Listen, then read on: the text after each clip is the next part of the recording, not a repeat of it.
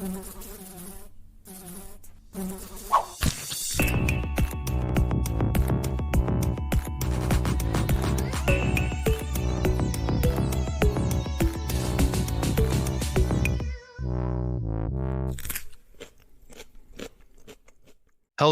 this is Trust Bites presented by My Trusted Source, the solution to build trust throughout today's global food supply chain.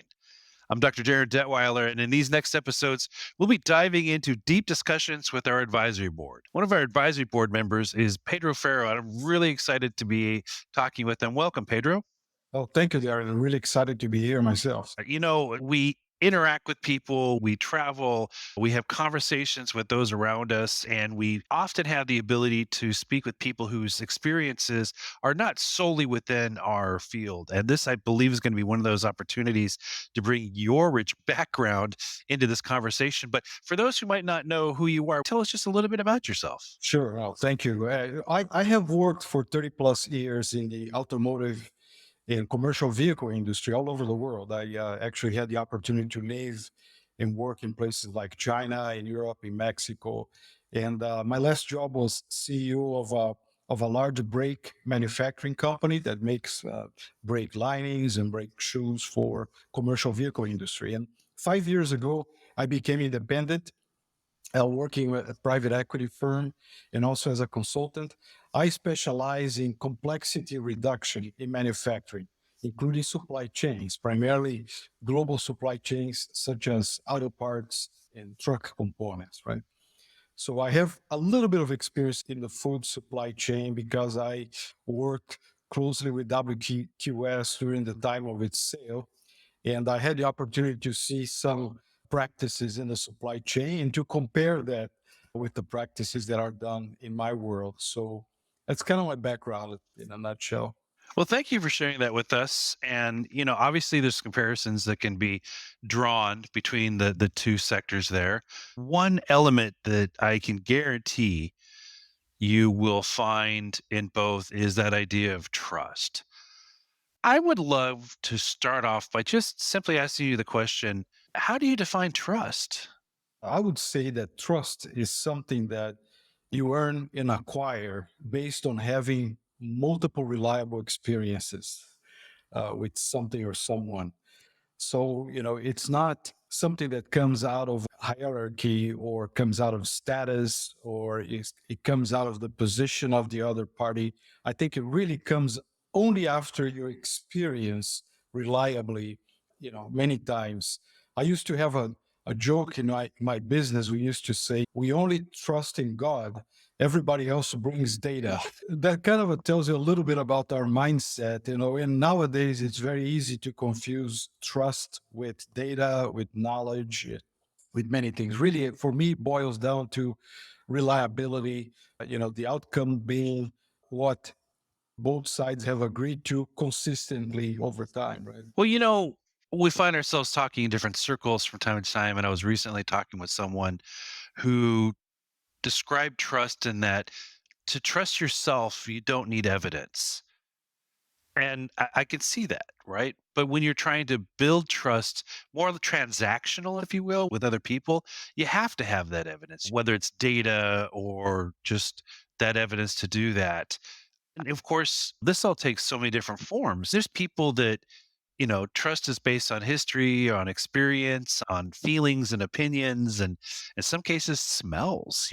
This is how I want this food to smell, or this is how I want this store to smell, or whatever. You don't have to have evidence other than that kind of organoleptic, exposure to okay, this smells clean, but you know Yeah. the proof, the evidence of trust is going to vary all over the place. And I think it's changing because people are demanding more and different types of evidence. Yes. Do you see that growth in terms of what's being expected today? Yeah, absolutely. I think that the expectation has gone up, and I agree with you. I think the first time you meet a product or you meet the person or your store, you are informed in your decision to consume, in your decision to act based on the reputation, based on the data that you have, on the information. So if I go to a good store, first time I'm there, I'm going to think about the brand image. I'm going to think about the displays. I'm going to think about the data I'm getting, or a good restaurant, but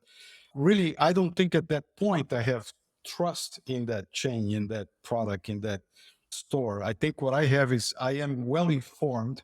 I have privileged information from being there. So I have firsthand information, but only after I experience, I think, that store, that food, that restaurant, I can start developing trust. I think trust is something a little bit personal. Different persons, I think, have different needs to come to trust something or somebody.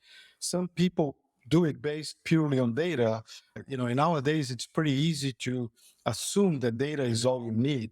But even if you think about artificial intelligence, what you see nowadays, these language models that they have out there, they still are hallucinating.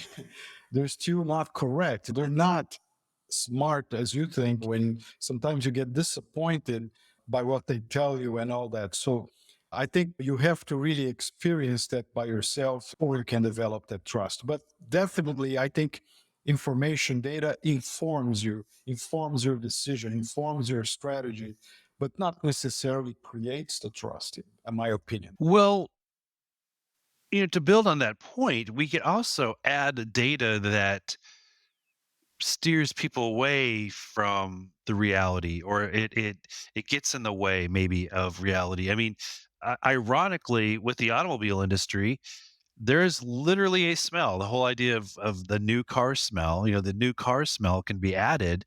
And I have to admit, as much as when you buy, let's say you buy a car and you want to smell that new car smell, which we all know is actually like glues. The irony is that we say things like the new car smell and kick the tires. Neither of those really are true indicators of how safe or capable the engine is. You're absolutely right. And if you think about what happened in the automotive industry over the years, it took many accidents, it took many lives, it took many lawsuits. Think about Ralph Nader and all that throughout the Right. years for people to finally develop trust in some of these brands. A lot of brands lost public trust, lost their image public because they didn't deliver to the smell. They didn't deliver to Right. the initial experience. They might look nice and everything, but they were not safe. So I think that it's something that you developed over the years. It's very easy to lose, but it needs data to inform the decisions. It needs data to, let's say, augment your perception. And obviously the smell is a type of data that you get. It's emotional. I think the decision is based on data. It's based on emotions. It's based on senses and all that. But I would say that it takes time to develop trust. And that's one of the things with the food industry. I'm not sure they're at the same level, even though they had many issues in the past. They had, lawsuits, they had all kinds of problems. I'm not sure that they have proven to the consumer, to the public, that they can be trusted as an industry as a whole. In the automotive side, there's been so many debates. If your car fails for whatever reason, there's a very high chance that you're going to get made whole by the system because there's so much out there. But in the food, it's taken very casual. Degrees of issues, the spectrum is so huge in terms of quality, in terms of safety and all that. There are no standards to define the degrees, the nuances of issues, for example, in the food supply chain, as opposed to, when something breaks down, when something is not right in a vehicle, you have a manual, you have a part, you have a design, you can go back. It's much simpler to do that on the automotive world. I'm not saying, Right. they're doing better. It's just because it's a lot more complex in the food supply chain. Well, and of course, within the food, most of the major problems are invisible. You can't see, hear, or smell it. Whereas it'd be great if our food had a service engine light that it Yes. came on and blinked, That's but right. we don't have that. This Well, let's finish up here by talking about the idea of when we lose trust, when we break that trust with our consumer, our customer, our audience there. What are your thoughts on the idea of when we lose trust?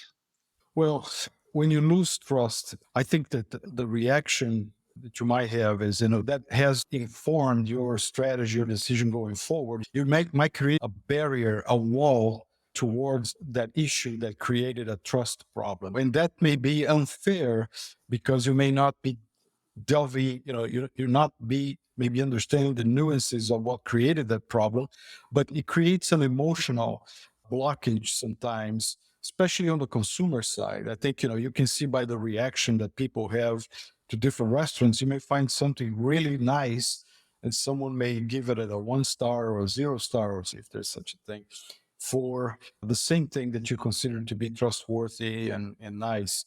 So I think that losing trust means, for most people, I think, creating this barrier. And then obviously in the professional world, in my world, losing trust means now I want to put my finger into it. I want to validate, I want to verify, I want to double check.